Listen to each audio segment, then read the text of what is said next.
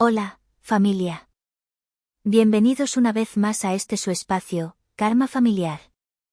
El lugar donde las verdades que se susurran a puerta cerrada finalmente se gritan a los cuatro vientos. Soy su narradora, y hoy necesito que respiren profundo. Hoy no les traigo simplemente una historia, les traigo una confesión, un grito de guerra y una prueba irrefutable de que la sangre no te hace familia, el amor sí. Esta es la historia de cómo el frío de una noche de noviembre puede congelar los huesos, pero también puede encender el fuego más voraz en el corazón de una madre. Mi ex esposo, un hombre llamado Demetrio, creyó que lo tenía todo ganado. Se paseaba por los clubes más exclusivos de la Ciudad de México presumiendo su victoria. Se jactaba de haberme quitado a mis 3 hijos mediante mentiras legales y de vivir como un rey en la mansión que mi propia abuela me heredó a mí, mientras yo tenía que contar las monedas para pagar un cuarto de azotea en la periferia. Él pensaba que su dinero y su apellido eran un escudo impenetrable contra la realidad. Pero anoche, a las 2 de la mañana, cometió el error que le costaría su imperio de papel. Mientras él brindaba con champán francés y reía con su amante en mi sala, mis 3 hijos caminaron 3 kilómetros bajo una tormenta eléctrica, descalzos, sangrando y con hipotermia, solo para tocar a mi puerta buscando refugio. Él no sabía que, al otro lado de esa puerta humilde, no solo estaba una madre destrozada, sino una leona a punto de despertar. Él no sabía que esa noche se activaría una cláusula secreta en un testamento olvidado que lo dejaría sin casa, sin dinero y sin libertad antes de que saliera el primer rayo de sol. ¿Están listos para ver cómo se derrumba un gigante con pies de barro? Acomódense, suban el volumen y prepárense, porque esta tormenta apenas comienza. Eran las 2 de la mañana en la Ciudad de México. Noviembre había llegado con una furia inusual este año, trayendo consigo lluvias torrenciales que golpeaban sin piedad la ciudad, desde los rascacielos de Reforma hasta los techos de lámina oxidados de la colonia Iztapalapa, donde yo, Marcelina, intentaba sobrevivir un día más.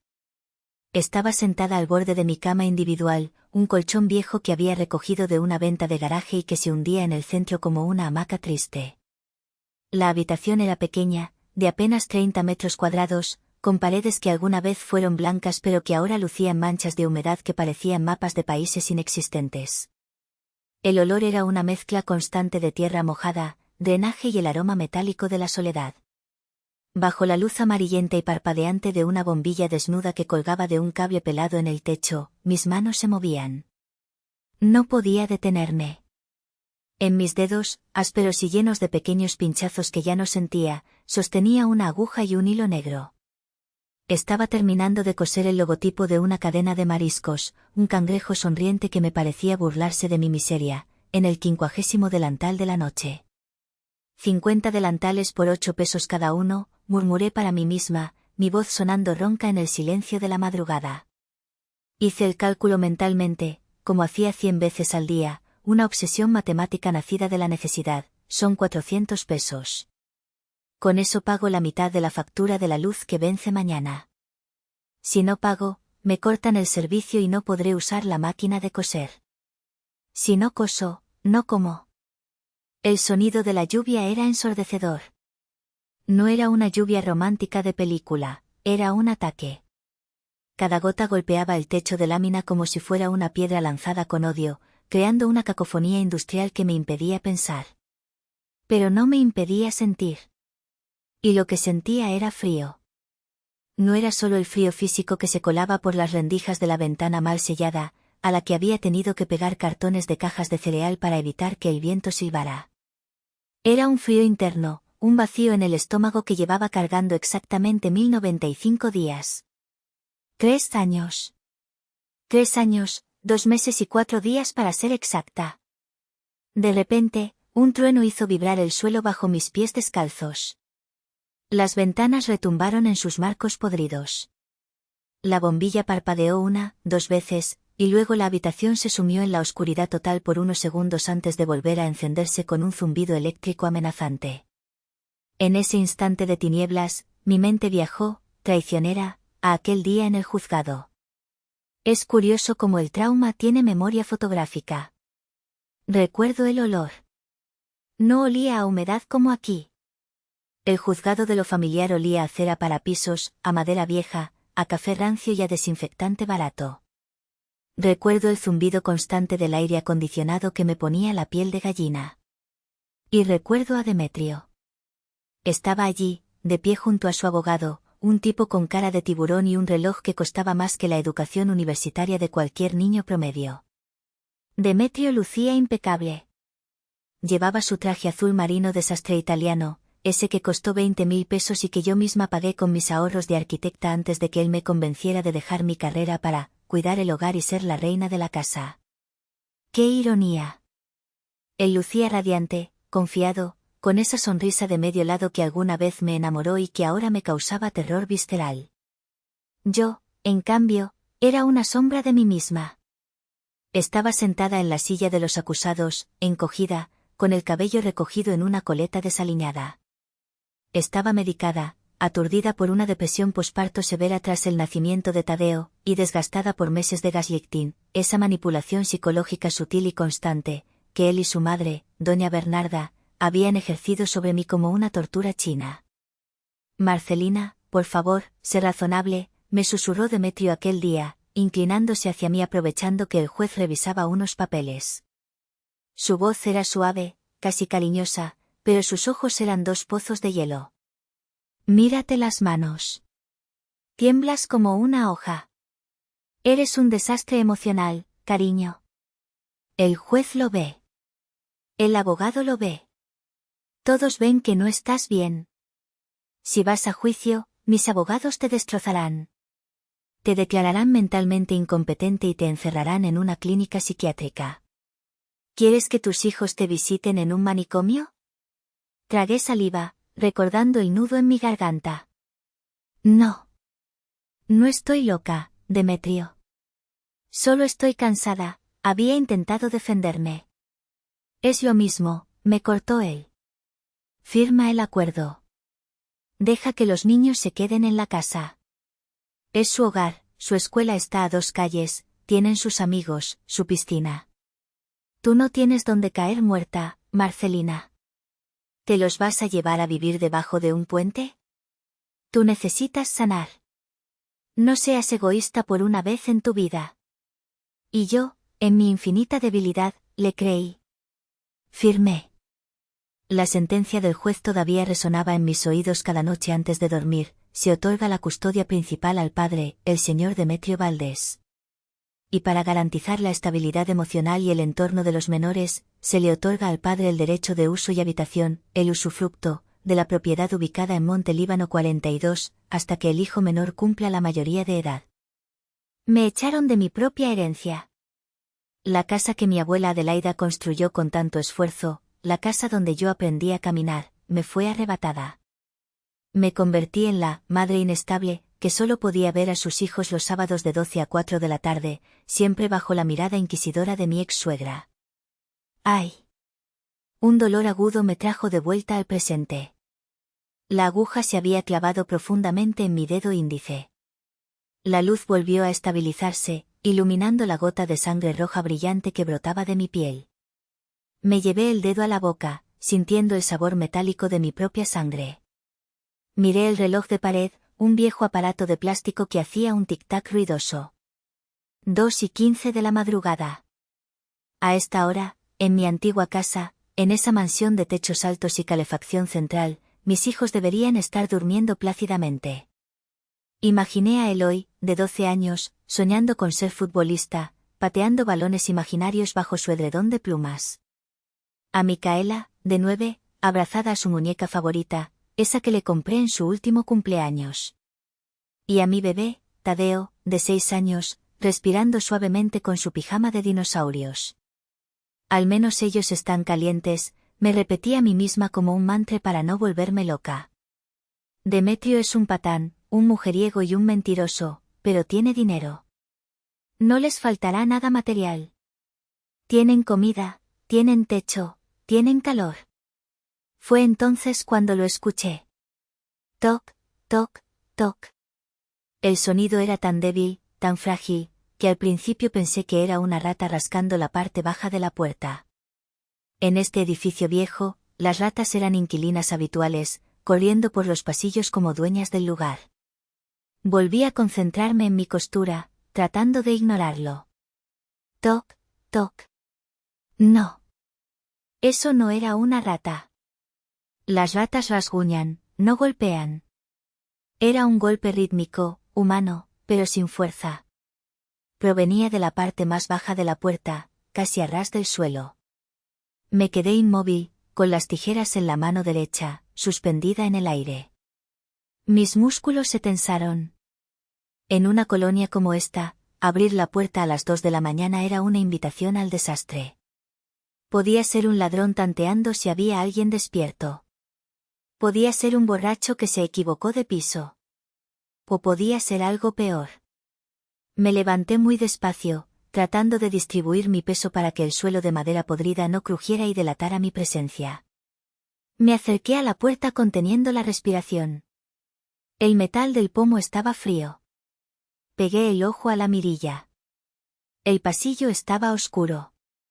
La luz automática del corredor se había fundido hacía semanas y el casero no la había cambiado. Solo entraba un poco de luz anaranjada de la calle a través de una ventana rota al final del pasillo. No vi a nadie. El campo de visión de la mirilla estaba vacío a la altura de los ojos de un adulto. Debe ser mi imaginación, pensé, exhalando el aire que retenía en mis pulmones. La falta de sueño me está provocando alucinaciones auditivas. Necesito dormir. Estaba a punto de darme la vuelta, convencida de que mi soledad me estaba jugando una mala pasada, cuando escuché un sonido que destrozó mi alma en 1000 pedazos, un sonido que reconocería entre 1.000.000 de ruidos. Mamá. Era un susurro. Un hilo de voz roto por el llanto y el castañeteo incontrolable de dientes. Una sola palabra cargada de todo el dolor del mundo. ¿Eloy? Susurré, sin poder creerlo. Solté las tijeras, que cayeron al suelo con un estrépito metálico. Mis manos, que un segundo antes eran firmes, ahora parecían de mantequilla. Quité el pasador de seguridad. Giré la perilla con desesperación. La puerta se atascó un poco por la humedad, así que tuve que empujarla con el hombro. La puerta se abrió de golpe. El viento helado y la lluvia me golpearon la cara, empapándome en un instante. Pero no sentí el frío. No sentí el agua. Porque mis ojos estaban clavados en la escena más horrorosa que una madre puede presenciar en su vida. Allí, en el felpudo sucio que decía, bienvenida, estaban mis 3 hijos. Eloy estaba de rodillas, sosteniendo todo el peso de su cuerpo con una mano contra el marco de la puerta para no desplomarse. Su rostro estaba gris, sus labios morados. En su espalda, cargaba a Tadeo. Mi pequeño Tadeo tenía la cabeza caída hacia un lado, inerte, con los ojos cerrados. Y Micaela, mi pequeña Micaela estaba de pie junto a ellos, temblando tan violentamente que todo su cuerpo se sacudía como si estuviera convulsionando. Estaban empapados. No, empapados, es una palabra demasiado suave. Estaban anegados. El agua escurría de sus cabellos pegados al cráneo, de sus pijamas de algodón fino que se adherían a sus huesos como una segunda piel helada, formando charcos oscuros y lodosos a sus pies. No tenían abrigos. No tenían zapatos. Solo calcetines rotos y piel expuesta. Dios mío. Niños. El grito salió de mi garganta desgarrando mis cuerdas vocales, un aullido animal. Me tiré al suelo, cayendo de rodillas en el charco de agua que se formaba en la entrada. Mis manos recorrieron sus cuerpos frenéticamente. Toqué el brazo de Eloy. Estaba helado. No frío como cuando sales sin suéter, estaba helado como un cadáver en la morgue. Toqué la mejilla de Tadeo. Ardía en fiebre, pero su piel estaba fría y pegajosa. Mamá, Eloy levantó la vista.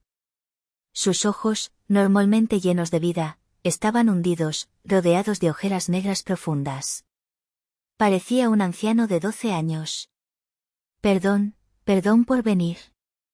Demetrio cambió la clave de la puerta, la abuela no nos oyó, tocamos mucho tiempo, mamá.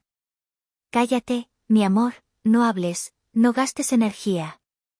Lo interrumpí, agarrándolos a todos en un abrazo desesperado, tratando de cubrirlos con mi propio cuerpo, sin importarme mojarme, sin importarme nada más que ellos. Entren. Ya. Adentro. Arrastré a mis hijos dentro del departamento como una náufraga que recupera sus tesoros del mar. Cerré la puerta y puse el cerrojo con fuerza, dejando fuera la tormenta, la crueldad y el mundo entero. Pero el horror ya estaba dentro, impreso en la piel azulada de mis hijos. Mi pequeño departamento se convirtió en una sala de triaje de guerra. Mi mente de madre, esa que había estado dormida bajo capas de depresión, resignación y miedo, despertó de golpe con una claridad aterradora y una eficiencia militar. A la cama. Todos a la cama, ahora. Grité, no con ira, sino con una urgencia vital. Ayudé a Eloy a levantarse, pero sus piernas fallaron. Tuve que cargarlo casi a rastras hasta la cama. Luego tomé a Tadeo. Pesaba tan poco. Dios, estaba tan delgado. Lo coloqué en el centro del colchón. Tadeo, mi vida, mírame. Tadeo, despierta. Le di palmadas suaves en las mejillas. Él gimió, un sonido gutural, débil, que me asustó más que el silencio absoluto. Sus párpados aletearon, mostrando solo el blanco de los ojos por un segundo. Comencé a quitarles la ropa mojada con una violencia nacida de la desesperación. Mis dedos luchaban contra los botones mojados y las telas adheridas. Rasgué la camiseta de Eloy porque estaba tan pegada que no salía y él no podía levantar los brazos. Cuando desnudé a Tadeo, vi la verdad desnuda de su sufrimiento. Su piel estaba moteada, pálida con manchas rojas irregulares. Sus dedos de las manos y los pies estaban arrugados y blancos, con las uñas de un color azul oscuro. Hipotermia, susurró mi cerebro, recordando los cursos de primeros auxilios que tomé hace años. Están entrando en hipotermia moderada. Necesitan calor gradual. No agua caliente directa. Piel con piel. Corrí al armario y saqué todo lo que tenía, 2 colchas viejas que olían a naftalina, mi abrigo de invierno sintético, toallas ásperas, mis propios suéteres. Los envolví como si fueran momias. Encendí el viejo calentador eléctrico de resistencia y lo acerqué tanto a la cama que temí que las sábanas sintéticas se prendieran fuego, pero no me importó. El aire comenzó a oler a polvo quemado. Micaela, déjame ver tus pies, le dije a mi hija, que estaba sentada en una esquina de la cama, abrazándose las rodillas y llorando en silencio, con un llanto sin lágrimas, el llanto del shock. Ella estiró las piernas lentamente, haciendo una mueca de dolor. Llevaba solo un calcetín en el pie izquierdo, ¿y del derecho? Dios mío. Me llevé la mano a la boca para ahogar un sollozo. La planta del pie derecho estaba en carne viva. La piel estaba levantada, desollada. Tenía cortes profundos, seguramente por pisar vidrios, tapas de botella o piedras afiladas en la oscuridad de las calles. Las ampollas reventadas sangraban mezclándose con el barro negro y aceitoso de la ciudad. El calcetín del otro pie estaba fusionado con la piel por la sangre seca y el agua. Me duele, mami. Me arde mucho. Siento como si tuviera fuego, sollozó ella, mirándome con ojos de terror. Lo sé, princesa, lo sé. Mamá te va a curar. Te prometo que te va a dejar de doler. Le besé la frente, sintiendo el sabor salado de su sudor frío. Corrí a la cocina, un espacio de 2 metros cuadrados. Mis manos temblaban tanto que derramé la mitad del agua al llenar la olla. Encendí la hornilla con un fósforo, quemándome el dedo en el proceso, pero ni siquiera sentí el dolor. Puse leche a calentar. Necesitaban azúcar. Necesitaban calorías rápidas para que sus cuerpos pudieran generar calor. Rompí 2 tabletas de chocolate, abuelita, ese chocolate que solíamos tomar en familia los domingos, y las eché dentro de la olla. El olor a canela y cacao comenzó a llenar la habitación, un olor a hogar que contrastaba brutalmente con la tragedia que tenía frente a mí. Mientras esperaba que la leche hirviera, volví con Eloy. Él era el mayor. Él era el hombrecito de la casa, una carga que nunca debió llevar, una responsabilidad que Demetrio le había impuesto injustamente.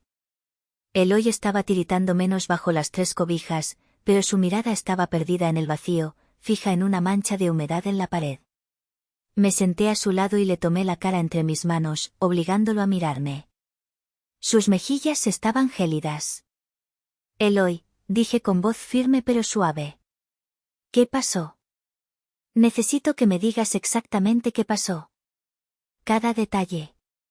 ¿Dónde está tu padre? ¿Dónde está Demetrio? Eloy tragó saliva. Le costaba articular las palabras porque su mandíbula estaba rígida por el frío.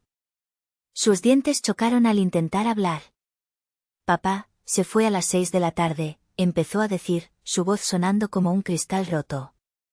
Se puso el traje gris, el que le gusta, y se puso mucho perfume, ese que huele fuerte.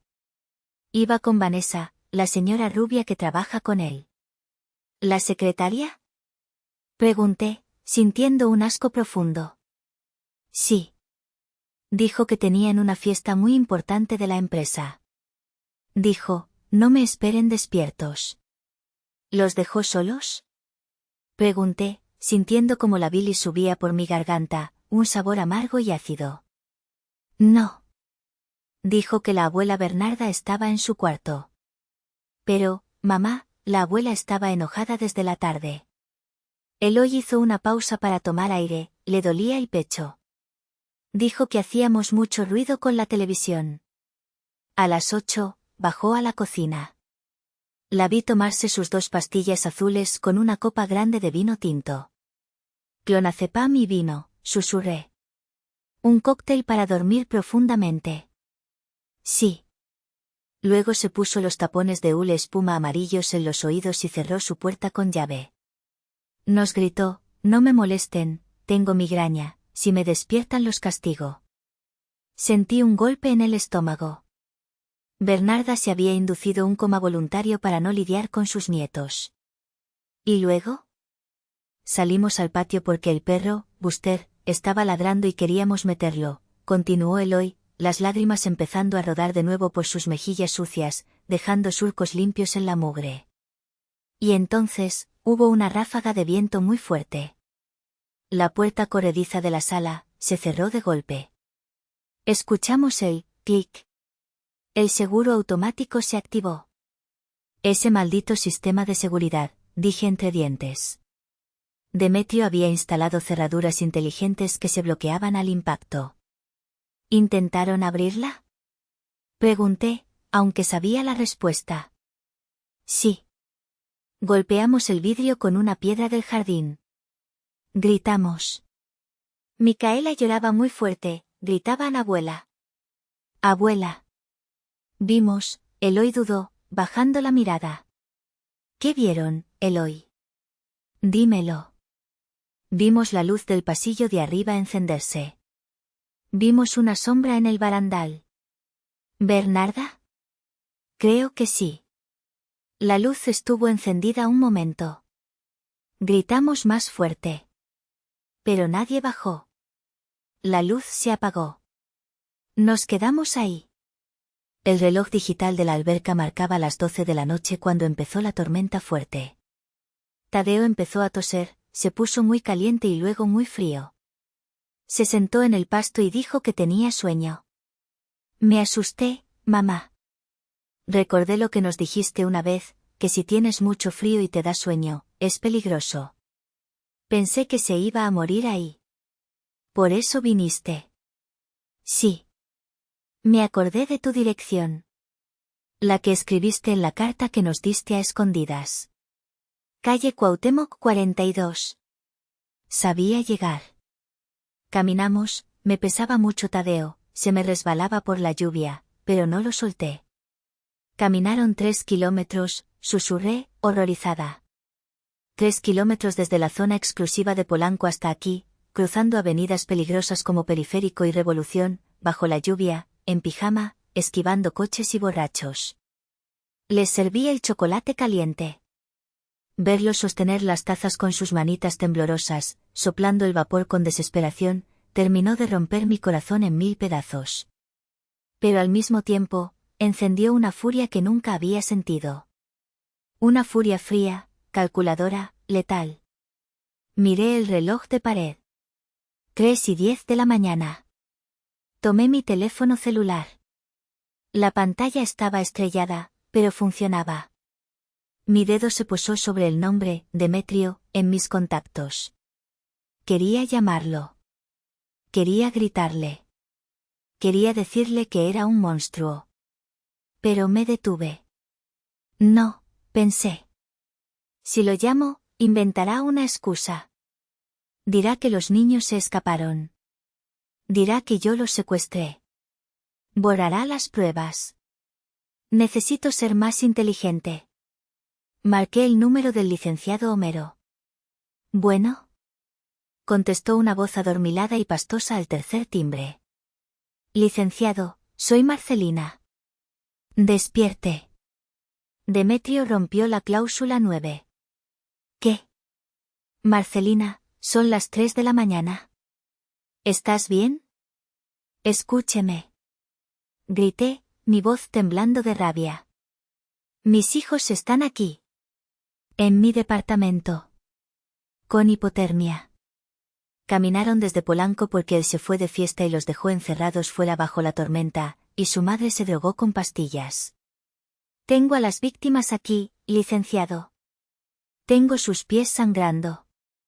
Tengo su ropa mojada. Necesito que prepare la demanda y la orden de desalojo. Hoy recupero mi casa. Homero guardó silencio un segundo. Escuché el sonido de una lámpara encendiéndose y el crujido de la cama. Su tono cambió radicalmente a uno profesional y alerta. Necesitamos pruebas, Marcelina. Su palabra contra la de él no bastará. Demetrio tiene abogados caros. Dirá que es un accidente, que los niños son traviesos. Necesitamos probar la negligencia criminal. Voy a conseguirle las pruebas ahora mismo. Colgué. Abrí mi vieja computadora portátil. Tardó una eternidad en encender, el ventilador zumbando como una mosca moribunda. Demetrio tenía un sistema de cámaras, Ring, de alta definición en toda la casa. Él era tan arrogante, tan confiado en su superioridad, que nunca cambió la contraseña del correo familiar que usábamos antes del divorcio. La contraseña era nuestra fecha de aniversario, Familia Valdés 2010. Él pensaba que yo era demasiado estúpida o demasiado sumisa para usarla. Mis dedos volaron sobre el teclado. El corazón me latía en la garganta. Contraseña incorrecta. El pánico me golpeó. ¿La había cambiado? Respiré, hondo. Cálmate, Marcelina. Intenté de nuevo, cuidando las mayúsculas. Familia Valdés 2010. Enter. La pantalla parpadeó en blanco, y luego apareció el panel de control. Acceso concedido. 16 cámaras en vivo. El jardín estaba oscuro y lluvioso. La sala estaba vacía. Fui directo a la pestaña de Historial de eventos. Mis manos sudaban. Vídeo 1, 18 horas con 30 minutos. Cámara del vestíbulo. La imagen era nítida, 4K. Demetrio estaba frente al espejo, ajustándose la corbata. Vanessa, con un vestido rojo escarlata, reía y le daba un beso. ¿Y los niños? Preguntó ella. Va, que se vayan al patio un rato. Necesito relajarme antes de salir. Demetrio abrió la puerta corrediza. Se oyó su voz, Meloy. Llévense al perro y sus juguetes al patio. No entren hasta que yo les diga. Se vio como los niños salían obedientemente. Demetrio cerró la puerta. No puso el seguro, es verdad, pero los empujó fuera. Vídeo 2, 20 horas con 15 minutos. Cámara del patio trasero. Visión nocturna. La tormenta comienza. Se ven las hojas de los árboles sacudirse violentamente. Una ráfaga de viento golpea la puerta. Se cierra de golpe. Se ve a los niños correr hacia ella. Eloy intenta abrirla. Tira de la manija. Está bloqueada. Tadeo empieza a llorar. Se ve cómo golpean el vidrio. Vídeo 3, 23 horas con 45 minutos. Este fue el vídeo que me hizo gritar. Cámara del pasillo superior. La puerta de la habitación principal se abre. Doña Bernarda sale, caminando un poco inestable. Lleva su bata de seda. Camina hacia el barandal que da a la sala de doble altura. Desde ahí se ve perfectamente el ventanal del patio. Se detiene. Mira hacia abajo. En el vídeo, se puede ver el reflejo de los relámpagos en el suelo pulido. Se oyen, amortiguados por el vidrio pero audibles, los golpes y los gritos de los niños. Abuela. Abre. Bernarda se queda parada 10 segundos. 10 eternos segundos. Se encoge de hombros. Hace un gesto de fastidio con la mano. Se da la media vuelta. Regresa a su cuarto. Cierra la puerta. Se escucha el clac del cerrojo. Maldita, susurré, las lágrimas nublando mi vista. ¿Los viste? Sabías que estaban ahí y los dejaste a su suerte para seguir durmiendo. Descargué todo. Copié los archivos a una memoria USB y los envié por correo a Homero. Luego, con una calma aterradora, marqué al 911. 911. ¿Cuál es su emergencia? Necesito una ambulancia y a la policía en la calle Cuauhtémoc número 42. Quiero reportar un caso de abandono infantil criminal con múltiples víctimas menores de edad. Soy la madre. Y tengo evidencia en vídeo. 4 de la mañana con 15 minutos. El silencio sepulcral de mi edificio se rompió con el sonido de sirenas. No era una sola sirena lejana, era una sinfonía de urgencia. Luces rojas y azules comenzaron a bailar en las paredes manchadas de mi sala, entrando por la ventana como un presagio. Abrí la puerta antes de que tocaran. 2 paramédicos entraron corriendo, cargando maletines naranjas y un tanque de oxígeno. Detrás de ellos, una figura imponente, la oficial Ramírez. Era una mujer de unos 45 años, con el cabello recogido en un chongo estricto y una mirada que había visto demasiado, pero que aún conservaba un brillo de humanidad. ¿Son ellos?, preguntó Ramírez, señalando a la cama donde mis 3 hijos yacían hechos un ovillo bajo las cobijas viejas.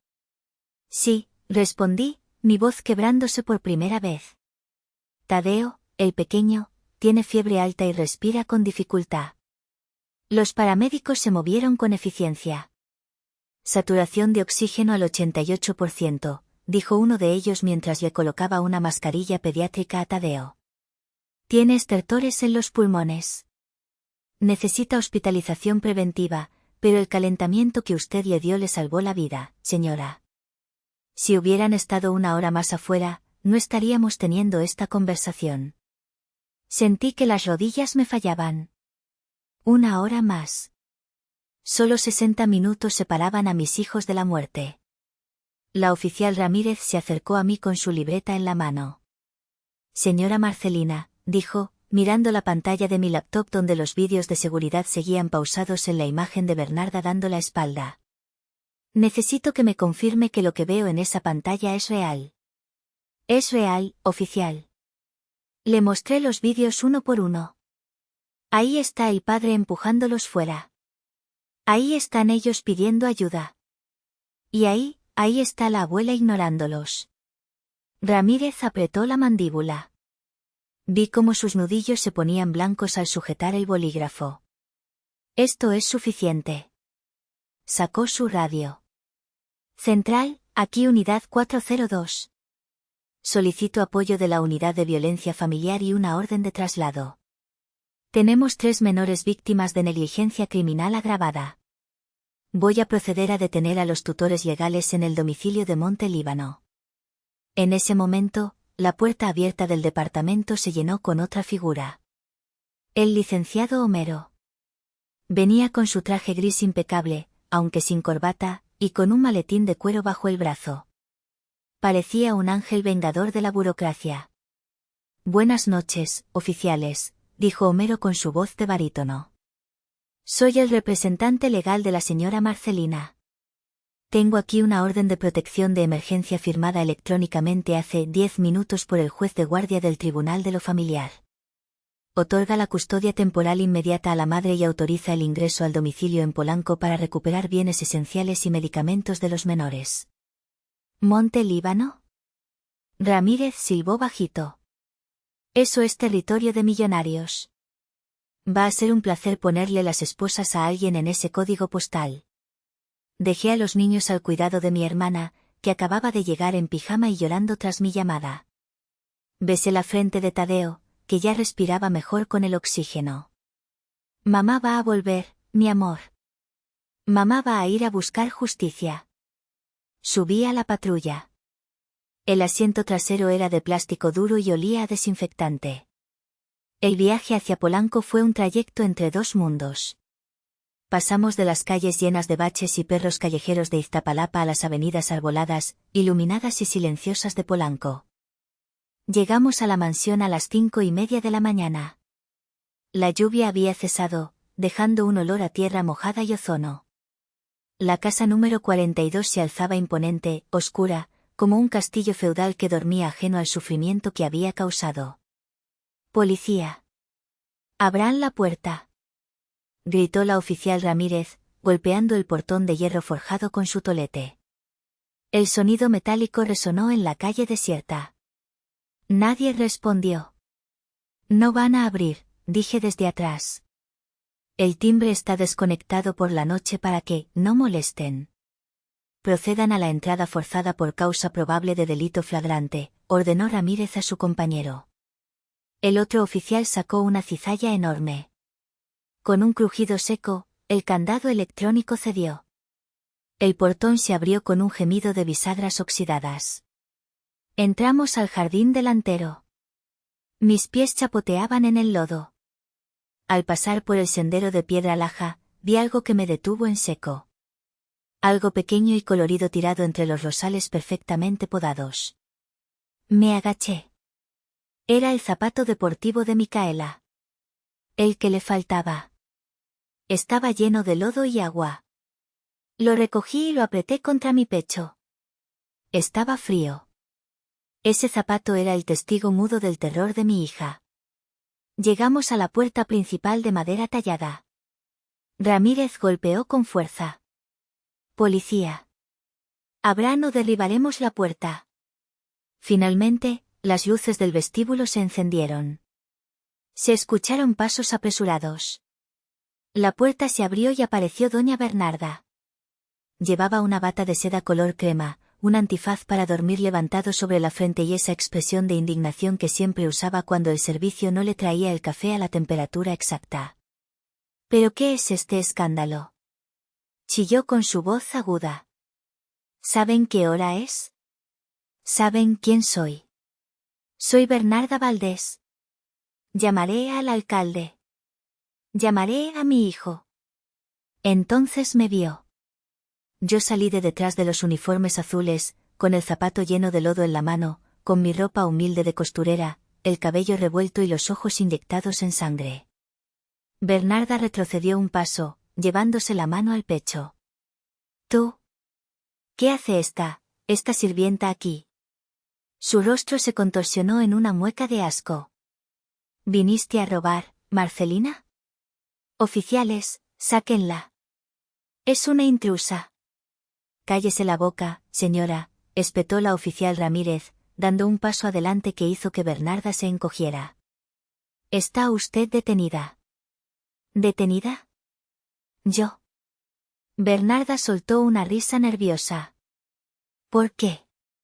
¿Por dormir en mi propia casa?».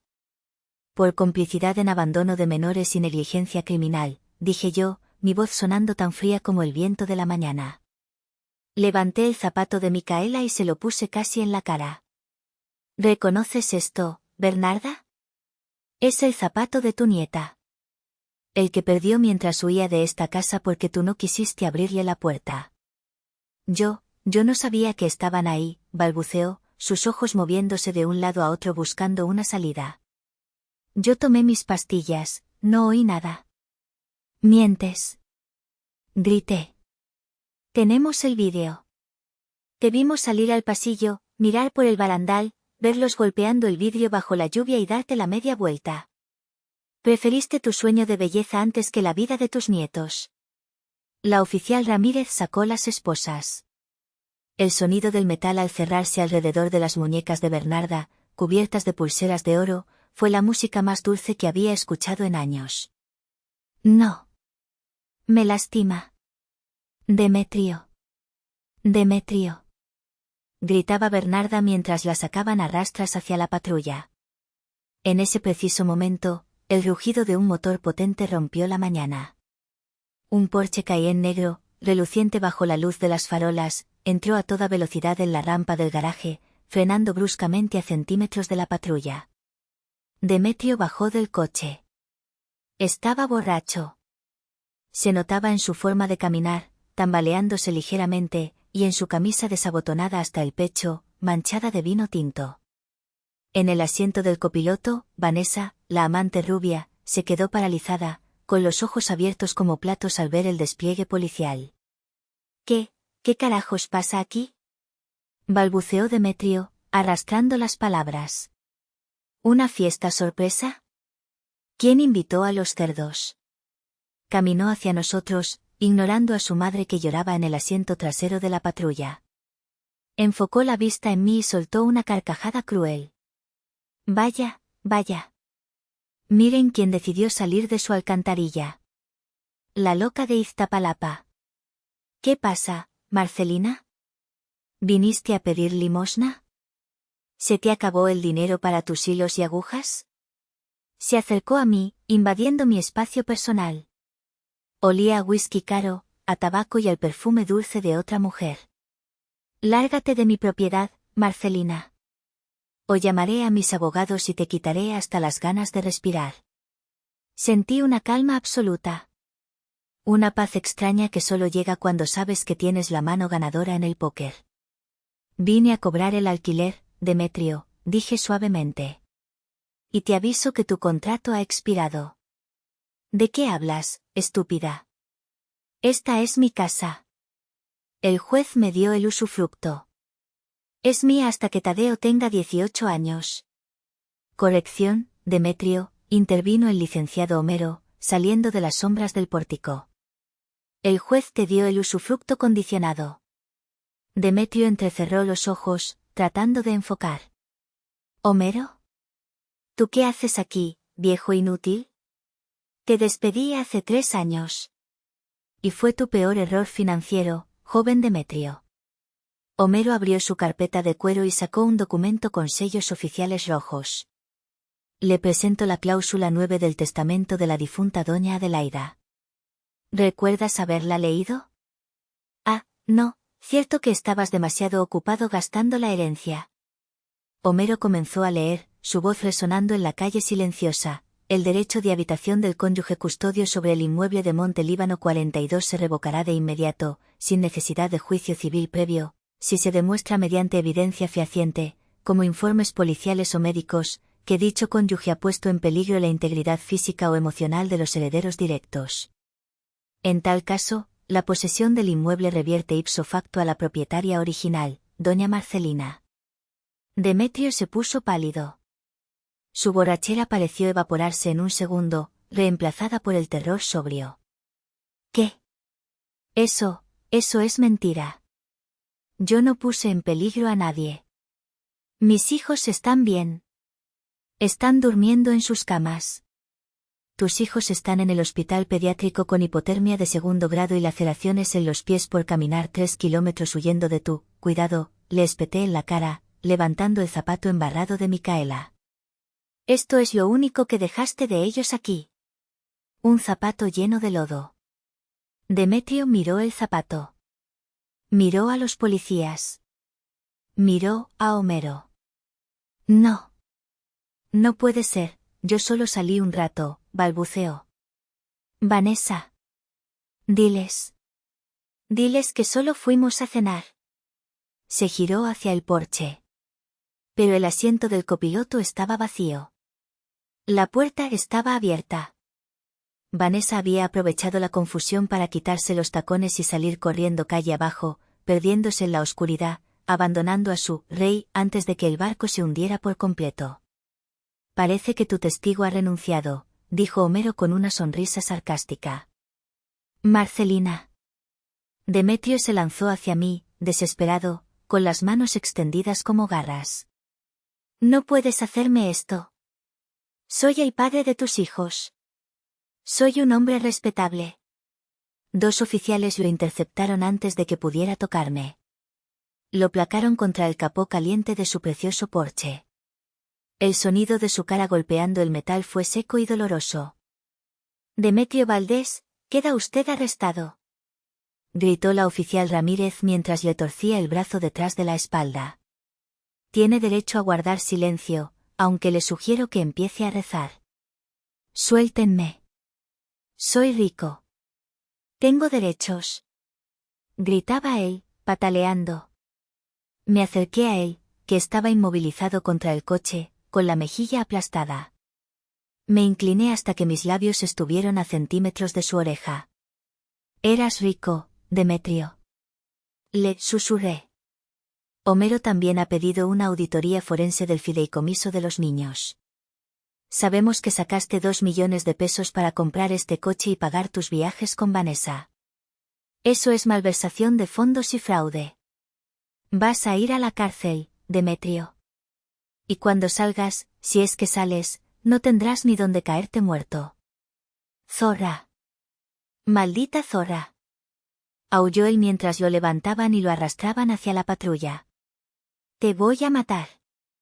Llévatelo, ordenó Ramírez. Lo metieron en la parte trasera de la patrulla, junto a su madre. Madre e hijo, unidos en su arrogancia y ahora en su caída. Me quedé parada en la entrada de mi casa. El sol comenzaba a salir por el horizonte, pintando el cielo de un tono violeta y naranja. El licenciado Homero se acercó y me entregó un juego de llaves. Eran las llaves de bronce originales de la casa, las que yo le había entregado a Demetrio hacía 3 años entre lágrimas y súplicas. Bienvenida a casa, doña Marcelina, dijo él con una reverencia. Tomé las llaves. Estaban frías y pesadas. Pesaban como la justicia. Entré en la casa. Estaba fría, con el aire acondicionado al máximo. Olía a tabaco rancio y a ambientador barato. Había muebles modernos de mal gusto que Demetrio había comprado, botellas vacías en la mesa de centro y cuadros abstractos que no significaban nada. Pero las paredes eran las mismas. Eran las paredes de mi abuela. Subí las escaleras lentamente, cada paso un reclamo de mi territorio. Entré en la habitación de los niños. Las camas estaban vacías, deshechas, pero aún olían a ellos. Abrí el armario de los niños. Estaba casi vacío. Demetrio ni siquiera les había comprado ropa nueva en meses, usaban la misma ropa que les quedaba pequeña, con los dobladillos descosidos. Fui a la habitación principal. Abrí el vestidor de Demetrio. Estaba lleno a reventar. Trajes de diseñador, zapatos de cuero italiano, relojes en sus cajas, corbatas de seda.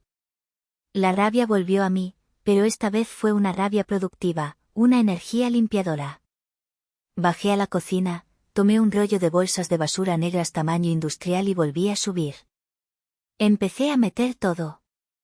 Sus trajes Armani. Sus zapatos Ferragamo. Sus perfumes caros. Sus trofeos de golf. Todo a la bolsa. Todo a la basura. A las 7 de la mañana, cuando los vecinos de Polanco salieron a pasear a sus perros de raza y a correr, vieron una escena insólita, una montaña de bolsas negras de basura apiladas en la acera frente a la mansión número 42. Y me vieron a mí, con una escoba en la mano, barriendo la entrada, limpiando el lodo, limpiando el pasado, limpiando la maldad que había ensuciado mi hogar durante demasiado tiempo. El tiempo tiene una forma curiosa de sanar las cosas, o al menos, de ponerlas en perspectiva. Han pasado exactamente 30 días desde aquella noche de tormenta. Hoy, la cocina de la mansión en Polanco no huele a soledad ni a miedo. Huele a vainilla, a mantequilla y a café de olla con canela. Estoy de pie frente a la estufa industrial, volteando un panqueque con forma de oso para Tadeo. El sol de la mañana entra a raudales por los ventanales limpios, iluminando el polvo que baila en el aire como partículas de oro. Mamá, mira. Grita Tadeo desde la mesa. Está sentado en su silla alta, con las mejillas rosadas y saludables. La bronquitis desapareció después de una semana de antibióticos y muchos mimos, aunque todavía tose un poco cuando el aire está muy frío. Valiente se comió mi servilleta. Valiente es nuestro nuevo inquilino, un golden retriever torpe y cariñoso que adoptamos del refugio la semana pasada. Es el guardián peludo de mis hijos, el que nunca los dejará fuera bajo la lluvia. Micaela está sentada en el suelo, dibujando. Sus pies ya no tienen vendajes. Las heridas sanaron, aunque le ha quedado una pequeña cicatriz en el talón derecho, una línea blanca que ella llama su marca de guerra. Es para que nunca se me olvide que soy fuerte, mami, me dijo el otro día. Tiene 9 años y ya entiende de resiliencia más que muchos adultos. Eloy entra corriendo desde el jardín trasero, con un balón de fútbol bajo el brazo y las rodillas manchadas de pasto. Ya no tiene esa mirada de adulto cansado, esa sombra de responsabilidad excesiva que oscurecía sus ojos. Ahora tiene la mirada de un niño de 12 años que solo se preocupa por si meterá un gol en el partido de la escuela. Mamá, ¿podemos invitar a mis amigos hoy? Quiero mostrarles que ya tenemos porterías en el jardín. Claro que sí, mi vida. Esta es su casa. Pueden invitar a quien quieran. Sonrío. Es una sonrisa genuina, que me llega a los ojos. La vida ha dado un giro de 180 grados. Pero no crean que el destino se olvidó de Demetrio. La justicia, cuando llega, llega con todo el peso de la ley. Demetrio está actualmente en el reclusorio norte. El juez le dictó prisión preventiva oficiosa sin derecho a fianza. ¿Por qué? Porque la auditoría que pidió el licenciado Homero destapó una cloaca. No solo era el abandono de los niños. Demetrio había estado falsificando firmas para vaciar el fideicomiso educativo de sus propios hijos. Había gastado casi 2 millones de pesos en 2 años. Los cargos son: abandono de menor agravado, violencia familiar psicoemocional, fraude y administración fraudulenta. Sus amigos poderosos, esos con los que jugaba golf, borraron su número de teléfono en cuanto la noticia salió en los periódicos. El titular, empresario de Polanco deja morir de frío a sus hijos para irse de fiesta, destruyó su reputación para siempre. Ahora, es un paria. Doña Bernarda tuvo un destino diferente, pero quizás más cruel para una mujer de su vanidad. Salió bajo fianza debido a su edad avanzada, pero tuvo que enfrentarse a la realidad de que su hijo ya no tenía dinero. Todas las cuentas fueron congeladas para asegurar la restitución del dinero de mis hijos. Sin dinero para pagar la mansión, sin servicio doméstico y repudiada por sus amigas del club de bridge, tuvo que irse a vivir a un asilo estatal en las afueras de la ciudad. Ayer me llamó. Era la primera vez que escuchaba su voz en un mes. Lloraba. Marcelina, hija, me dijo, intentando usar una dulzura que nunca tuvo. La comida aquí es horrible. Huele a viejo. Nadie viene a visitarme. Por favor, mándame algo de dinero. Soy la abuela de tus hijos. Ten piedad. Respiré hondo, mirando a mis hijos jugar en el jardín con Valiente. Bernarda, le dije con calma. El médico del asilo dice que estás bien de salud. Tienes un techo. Tienes comida. Tienes más de lo que tus nietos tuvieron esa noche que tú los dejaste afuera. Eres una rencorosa. Te vas a ir al infierno. Gritó ella. Tal vez, respondí. Pero al menos en mi infierno mis hijos estarán calientes y seguros. Adiós, Bernarda. Colgué el teléfono. Y sentí paz. Salgo al porche con mi taza de café. El aire es fresco, pero ya no me cala los huesos. A veces, por las noches, cuando la casa está en silencio, pienso en todo lo que pasó. Pienso en cómo el miedo me paralizó durante 3 años. Pienso en cómo permití que me hicieran creer que yo no valía nada, que yo era la loca, la débil. Y me doy cuenta de que el karma no es una fuerza mágica que cae del cielo para vengarnos. El karma somos nosotros. El karma es lo que sucede cuando decidimos dejar de ser víctimas y empezamos a actuar. El karma es la consecuencia inevitable de las decisiones. Demetrio eligió el placer sobre el deber, y pagó el precio. Yo elegí luchar a través del terror, y recibí mi recompensa. Ayer recibí una carta de Demetrio desde la cárcel. Estaba escrita con lápiz, en una hoja de papel barato. Decía: Marcelina, soy el padre de tus hijos. ¿No tienes corazón? Me estás dejando pudrirme aquí. Los otros reclusos saben lo que hice y me hacen la vida imposible. Retira los cargos. Hazlo por los niños. Ellos necesitan a su papá. Miré la carta. Luego miré la pequeña cicatriz en el talón de Micaela. Miré a Tadeo, que todavía se despierta a veces llorando por las noches cuando llueve fuerte. ¿Tengo corazón? Sí, lo tengo. Y es un corazón tan grande que ya no hay espacio en él para quienes lastiman a mi manada. Mi corazón está ocupado amando a quienes lo merecen. Rompí la carta en pedazos pequeños y los dejé caer en el bote de basura. Mis hijos no necesitan a ese papá. Mis hijos necesitan seguridad, necesitan verdad, y necesitan una madre que nunca más, bajo ninguna circunstancia, permitirá que nadie les haga daño. Pregunta final para ustedes, mi querida familia. Mucha gente me dice que soy dura. ¿Qué debería perdonar, por el bien de la familia, porque, padre es padre? Pero yo les pregunto a ustedes. Si estuvieran en mis zapatos, con el poder de decidir el destino de quien casi mata a sus hijos de indiferencia, ¿abrirían la puerta de la celda? ¿O tirarían la llave al mar? ¿Creen que el perdón incluye permitir que el lobo vuelva a dormir con las ovejas? Yo ya tomé mi decisión. Y duermo tranquila cada noche. Pero quiero saber qué harían ustedes. Y así termina la historia de hoy en Karma Familiar.